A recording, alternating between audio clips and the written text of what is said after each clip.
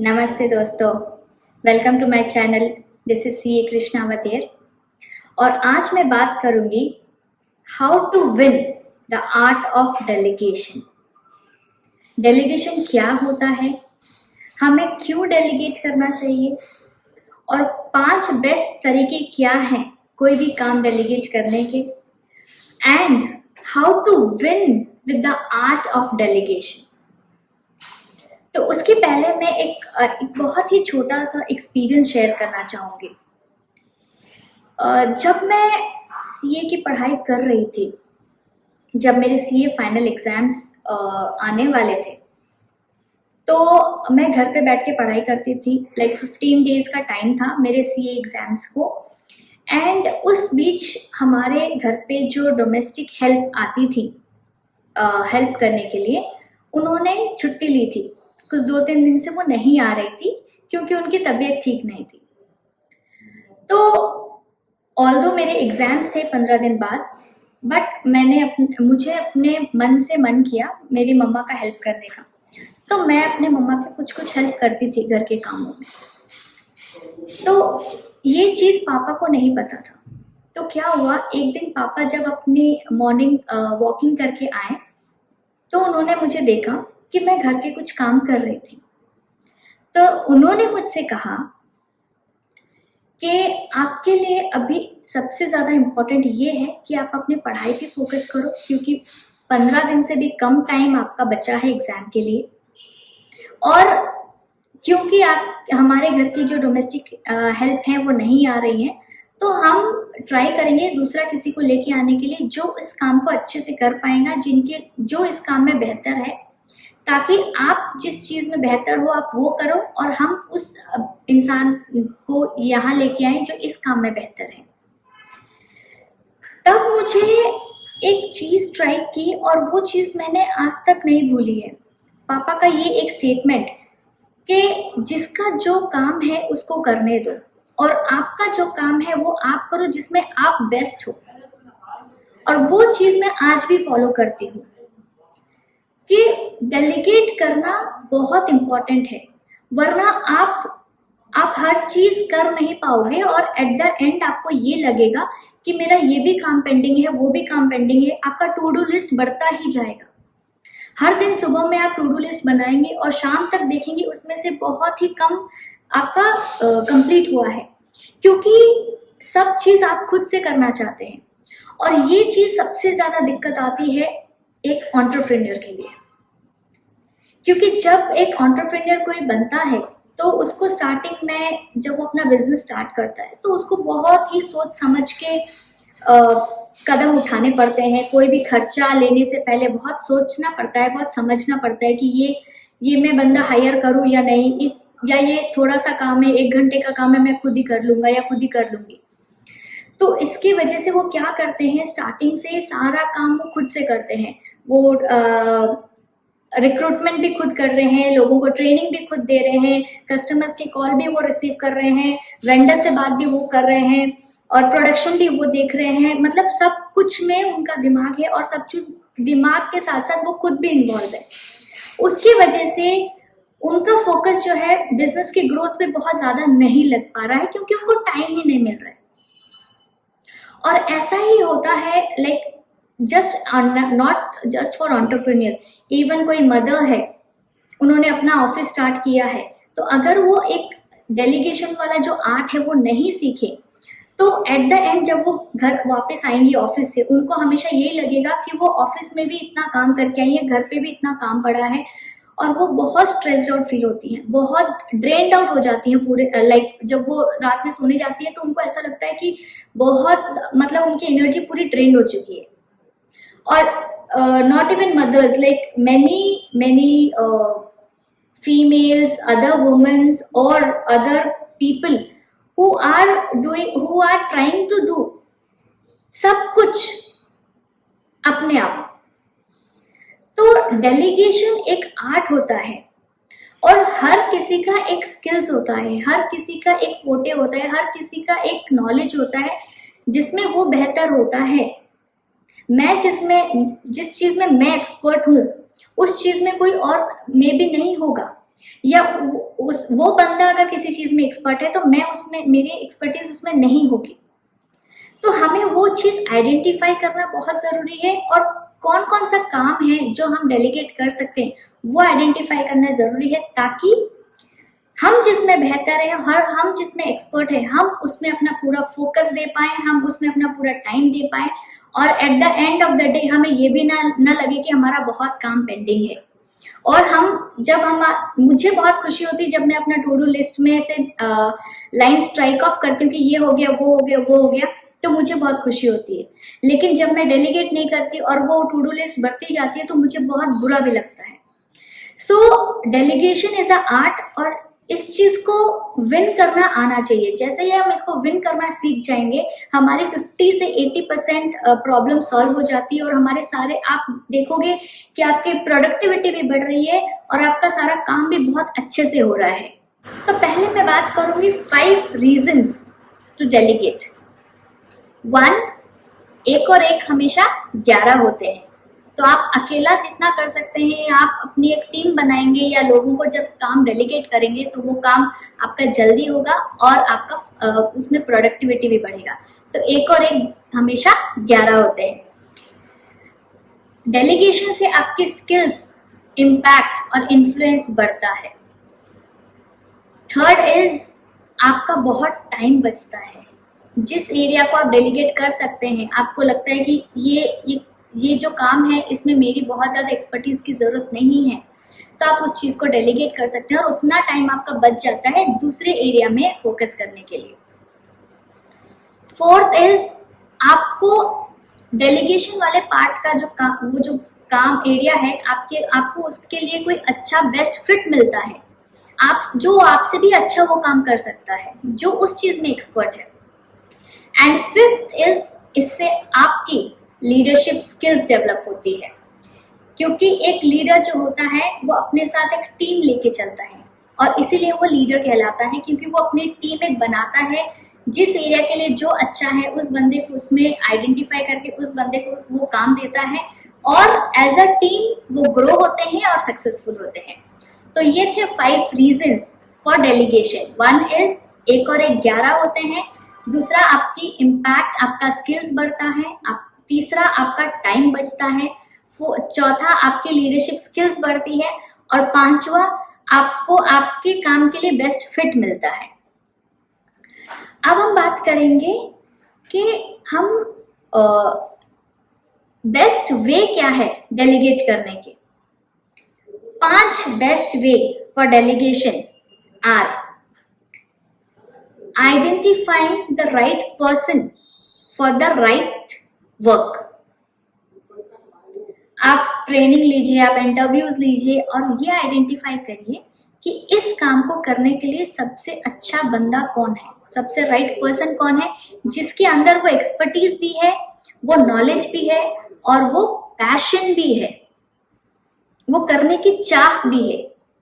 तो identify the right person for that particular work.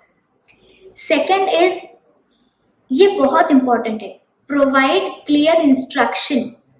मतलब जिस भी काम के लिए आप जिसको भी हायर कर रहे हैं उसको क्लियर इंस्ट्रक्शन दीजिए, उसको क्या क्या करना है। जस्ट हायर करके मत बोलिए कि तुमको ये करना है, उस काम को कैसे करना है, कितना काम करना है, कितना टाइम लगाना है, क्लियर इंस्ट्रक्शन डे 1 से दीजिए, ताकि उस बंदे को पता रहे कि उसको क्या करना क्या है।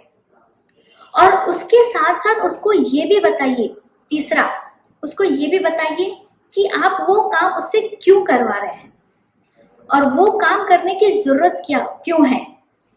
जैसे मैं सिंपल एक एग्जांपल देती हूँ। अगर आपने किसी बंदे को रखा एक पीपीटी बनाने के लिए, एक प्रेजेंटेशन बनाने के लिए, आपने बोला कि एक डेलीगेशन के ऊपर एक प्रेजेंटेशन बनाओ, तो उसको ये बताइए कि आप ये डेलीगेशन वाली प्रेजेंटेशन किस पर्पस के लिए बनवा रहे हैं, उससे क्यों बनवा रहे हैं, ताकि वो उस तरह से सोच के उस चीज को बनाए, वो उस डायरेक्शन में सोच के अपना काम करे, ताकि आपका पर्पस सॉल्व हो। अगर आप उसको वाई नहीं बताएंगे, अगर आप उसको उस काम की वाई नहीं बताएंगे, तो वो बस एक ब्लंटली एक पीपीटी बना के दे देगा जो आपका पर्पस सॉल्व नहीं करेगा। Fourth is provide honest feedback. मतलब अगर जरूरत पड़े तो आपको कभी कभी लगेगा कि सामने वाला को बुरा लग रहा है, लेकिन लॉन्ग रन में वो चीज उसको हेल्प करेगा। आप उसको ऑनेस्ट फीडबैक दीजिए। अगर काम अच्छा हुआ है तो आप उसको अच्छा बताइए, अगर अच्छा नहीं हुआ है तो किस किस एरिया में उसको इम्प्रूव करना चाहिए, नेक्स्ट टाइम वो उसको बेटर कैसे कर सकता है, ये आप उसको बताइए, ताकि आगे के कामों में उसको हेल्प हो, वो समझ पाए कि किस तरह से उसको काम करना है। और पांचवा ये है कि रेगुलर ट्रेनिंग एंड मेंटरशिप उसको दीजिए। ये बहुत बार मिस हो जाता है क्योंकि हम अपने काम में, अपने एरिया में इतने इंडल्ज हो जाते हैं, इतने इन्वॉल्व हो जाते हैं कि हमें ये जरूरत ही नहीं महसूस होती या टाइम नहीं मिलता है कि हम अपने टीम को ट्रेनिंग दें, मेंटरिंग करें। जब तक आप ट्रेनिंग नहीं देंगे, जब तक अपने टीम को आप रेगुलर अपडेट्स नहीं देते रहेंगे, उस क्या अच्छा हुआ, क्या बुरा हुआ, जो बुरा हुआ या जो सही नहीं हुआ उसको हम कैसे बेहतर कर सकते हैं, इस चीज की अगर आप उनको ट्रेनिंग या मेंटरशिप नहीं देंगे तो आपके जो बंदे हैं, जो आपके लिए काम कर रहे हैं, उनका स्किल एनहांसमेंट नहीं होगा। उनको नहीं पता, वो वही गलतियां रिपीट करते रहेंगे क्योंकि उनको गलती पता है लेकिन उसको कैसे सही करना है ये नहीं पता है, तो वो वही गलतियां रिपीट करते रहेंगे। So training and mentoring on a regular basis is very very important. So ये 5 चीज अगर आप फॉलो करते हैं तब आप ये कह सकते हैं कि मुझे बेस्ट डेलीगेशन मेरा से हो रहा है। So I just repeat, 1 is identifying the right person for the right job. Second is providing clear instruction for the job. Third is explain why of the work and your expectation. Fourth is provide honest feedback and improvement points. Fifth is regular training and mentorship is very important. अब मैं बात करूंगी 5 ऐसे तरीके जिससे apply करते ही आप art of delegation जो है आप विन कर लेंगे। मतलब डेलीगेशन सिर्फ डेलीगेशन नहीं रह जाएगा, इस आर्ट को आप मास्टर कर लेंगे एंड आप बहुत खुश हो जाएंगे एट द एंड, क्योंकि आपने जिस रीजन से डेलीगेशन स्टार्ट किया था वो आपका पर्पस सॉल्व हो रहा है, और वो भी with the very very good productive work you are getting. तो वो 5 कौन से पॉइंट्स है? पहला ये है कि अपने टीम के साथ पार्टनर बनिए। आपके टीम को जो भी आपने काम दिया है, आपका टीम हो या एक बंदा हो या 2 बंदा हो, डजंट मैटर, मतलब कोई फर्क नहीं पड़ता कि आपका टीम कितना बड़ा है। एक बंदा भी अगर आपके साथ काम कर रहा है, घर में आपने डेलीगेशन किया है या ऑफिस में आपने डेलीगेशन किया है या कोई भी एरिया में आपने डेलीगेशन किया है, ये पॉइंट्स उसमें हर जगह एप्लीकेबल होते हैं। पार्टनर विथ योर टीम, जब आप अपने टीम के साथ पार्टनर होगे, उनके साथ बैठ के जब आप काम करोगे तब उनका भी कॉन्फिडेंस बढ़ता है। अब उनके साथ बैठ के काम करना का मतलब ये नहीं कि आप उनके बाजू में बैठ के काम कर रहे हैं, इसका मतलब ये है कि आप उनके साथ इन्वॉल्व हो रहे हैं उनके काम में। आप समझ रहे हैं कि उनको क्या क्या चैलेंजेस आ रहे हैं, आप ये समझ रहे हैं कि उनको क्या क्या दिक्कतें आ रही है उस काम को करने में। और जब तक आप वो काम उनके साथ बैठ के इन्वॉल्व होके नहीं देखेंगे तब तक आपको उसका सोल्यूशन नहीं पता चलेगा। एंड इससे उनका कॉन्फिडेंस बूस्टअप होता है, उनका मोटिवेशन भी मिलता है कि हाँ, जो लीडर है वो हमारे साथ इन्वॉल्व हो रहे हैं इस काम में, तो उनका भी काम के प्रति लगाव बहुत ज्यादा हो जाएगा। So partner with your team. Second is work it out as a team. हमेशा उनके साथ एक टीम की तरह काम करिए। अगर कोई काम आता है अर्जेंट बेसिस में, तो ये नहीं कि पूरा का पूरा काम उनको दे दिया और तुम रात भर बैठ के कंप्लीट करो। आप उनके साथ रात भर बैठिए। अगर वो काम इतना जरूरी है और आपके बिजनेस के लिए अच्छा है या आपके घर के लिए अच्छा है, मतलब कोई भी डेलीगेशन, ये मैं सिर्फ बिजनेस पर्सपेक्टिव से या जॉब पर्सपेक्टिव से नहीं बोल रही हूँ, ये एज अ मदर भी बोल रही हूँ। अगर आपने अपने बच्चे के लिए कोई बेबी सिटर रखा है तो that is also a delegation of your work. और मान लीजिए आपको ऑफिस में बहुत काम है, उस दिन आपको ऑफिस में लेट होगा या आपको घर से बहुत लेट तक काम करना है, तो आप अपने बेबी सिटर के साथ पार्टनर बन के एज अ टीम उनको रिक्वेस्ट करिए कि वो थोड़ी देर और रुके और अगर वो रुक रही हैं लेट तक, तो आप उनके साथ बैठ के पार्टनर बन के अपने बच्चे को कैसे देखना है, काम भी मैनेज करना है, मतलब work as a partner and a team. Third is spend at least, and ये मैजिकल आवर है, spend at least 1 hour every month with your team. I call it as a magical hour. 1 hour 1 month अगर आप अपने team के साथ spend करते हैं minimum, इससे ज्यादा हो तो और अच्छा, तो क्या होता है, दे फील कनेक्टेड। उनको ऐसा लगता है कि हाँ, उनको वो आपको एज ए बॉस नहीं देखते हैं, वो आपको एज ए लीडर देखते हैं। और जब वो आपको एज ए लीडर देखते हैं तो उनमें भी लीडर बनने का इच्छा होता है। और जब उनके अंदर ये इच्छा जागृत होती है कि मुझे भी आपकी तरह एक लीडर बनना है, तब आप देखोगे कि वो जो काम कर रहे हैं, it is almost equivalent to what you want to do. जैसा आपको काम चाहिए था, अगर आप वो चीज कर रहे होते, अगर आप वो काम कर रहे होते, तो जिस प्रोडक्टिविटी से आप वो काम कर रहे होते, वो भी उसी प्रोडक्टिविटी से काम करेंगे। तो मैजिकल आवर, 1 month में 1 hour of magical hour you spend with your team, get personally connected with each other, understand कि उनको क्या चैलेंजेस आ रहे हैं, उनके पर्सनल लाइफ में क्या चैलेंजेस चल रहे हैं, उनके प्रोफेशनल लाइफ में क्या चैलेंजेस चल रहे हैं, और जहां तक हो सके उनको सपोर्ट करिए, उनको हेल्प करिए। और इस तरह से उनका कॉन्फिडेंस और उनका ट्रस्ट आपके ऊपर ज्यादा बढ़ता जाएगा। और जैसे ही कॉन्फिडेंस और ट्रस्ट बढ़ेगा, आप देखोगे कि काम में भी उतना ही प्रोडक्टिविटी बढ़ता जा रहा है। Fourth is appreciate by rewards and recognition. हर किसी को अप्रिसिएशन अच्छा लगता है, चाहे वो एक छोटा बच्चा हो, या वो एक एडल्ट हो, या एक सीनियर सिटीजन हो, एक राजा हो या एक रंक हो, हर किसी को अप्रिसिएशन अच्छा लगता है।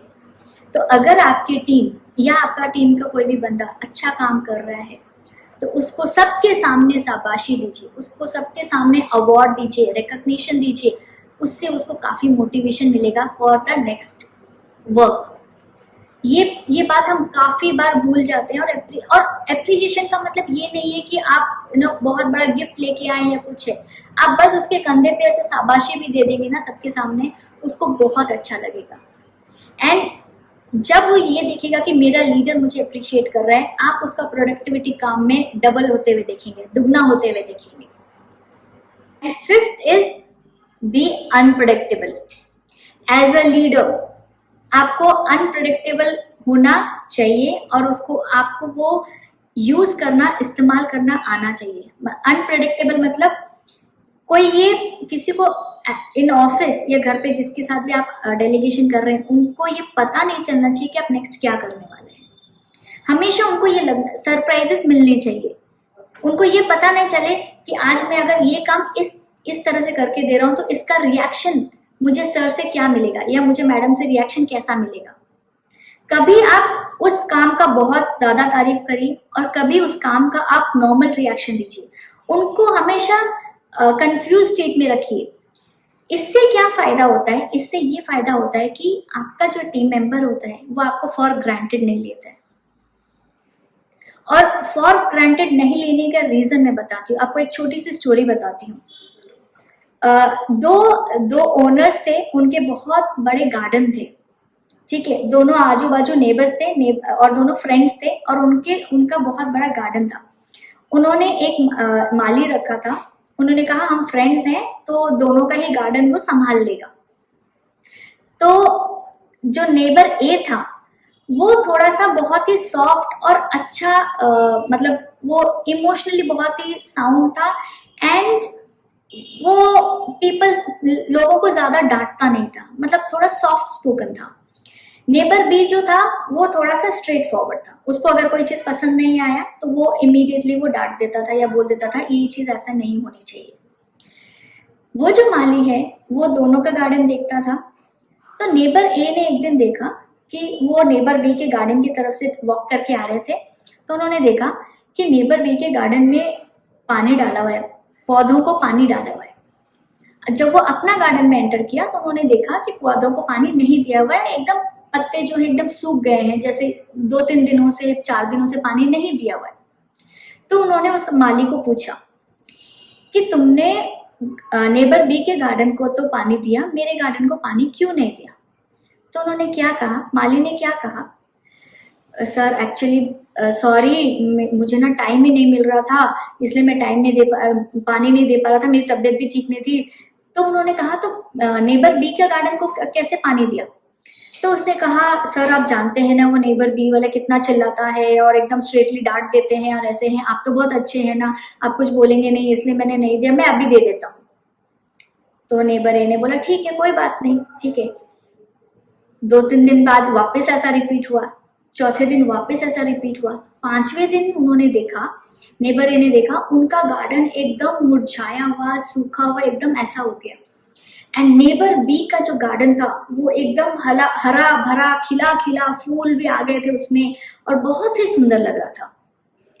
तब उन्होंने माली को पूछा वापस कि क्या हुआ भाई, तुम दोनों का गार्डन देख रहे हो, उसका गार्डन इतना अच्छा और मेरा गार्डन इतना बुरा कैसा? तो माली ने वापस से वो बात बोला कि मेरी तबीयत ठीक नहीं थी, मैं नहीं दे पा रहा था, और वो चिल्लाएंगे, वो डांटेंगे, वो नहीं सुनते हैं, वो मेरी प्रॉब्लम नहीं समझते हैं, लेकिन आप मेरी प्रॉब्लम समझते हो, इसलिए मैं आपको कह रहा हूँ, मैं अभी आपका गार्डन अच्छा कर देता हूँ, ठीक कर देता हूँ, ठीक है। लेकिन बारिश का मौसम जा चुका था, तो प्लांट्स को उतना नर्चरिंग नहीं मिलता, तो उनको भी ये चीज पता था कि अब वो गार्डन उतना अच्छा नहीं हो पाएगा, नेक्स्ट ईयर में भी होगा। तो ये स्टोरी बताने का रीजन ये था कि जो उन्होंने माली रखा था, ठीक है, उसको पता था कि नेबर ए किस तरह से रिएक्ट करता है, और उसने उनको फॉर ग्रांटेड ले लिया था, क्योंकि वो सॉफ्ट स्पोकन थे, वो ज्यादा डांटते नहीं थे, इसलिए वो उसको पता था कि ये बहाना से मैं हर बार उनका काम टाल सकता हूँ। बट उसको ये पता था कि नेबर भी बहुत ही स्ट्रेट फॉरवर्ड है, स्ट्रिक्ट है, तो वो उनका काम करता रह रहा था ताकि उसको डांट ना पड़े। तो जैसे ही आप एज अ लीडर आप अनप्रेडिक्टेबल रहेंगे, आप देखोगे कि आपका टीम हमेशा कंफ्यूज रहता है कि कभी आप डांट देते हो, कभी आप नहीं डांटते हो, और कभी आप अप्रिशिएट करते हो, कभी आप नहीं अप्रिशिएट करते हो। तो जब आप इन दोनों को मिक्स करके हमेशा अनप्रेडिक्टेबल रहोगे, आपका टीम कभी भी आपको फॉर ग्रांटेड नहीं लेगा, और आपको अपने काम की प्रोडक्टिविटी और क्वालिटी हमेशा वैसे ही मिलेगी जैसे आपको चाहिए। So that's all from my side for today. Hope आपको ये वीडियो अच्छा लगा। अगर आपको ये वीडियो अच्छा लगा तो प्लीज लाइक, सब्सक्राइब और शेयर करना ना भूलें, और मुझे कमेंट सेक्शन में जरूर बताएं कि आपको इस वीडियो से क्या टेकअवेज मिले, और आप नेक्स्ट कोई अगर आपके टॉपिक है दिमाग में तो आप उसको जरूर मेंशन करिए, और मैं अपने वीडियो में उसको इंक्लूड करने का ट्राई करूंगी। Thank you so much. नमस्ते।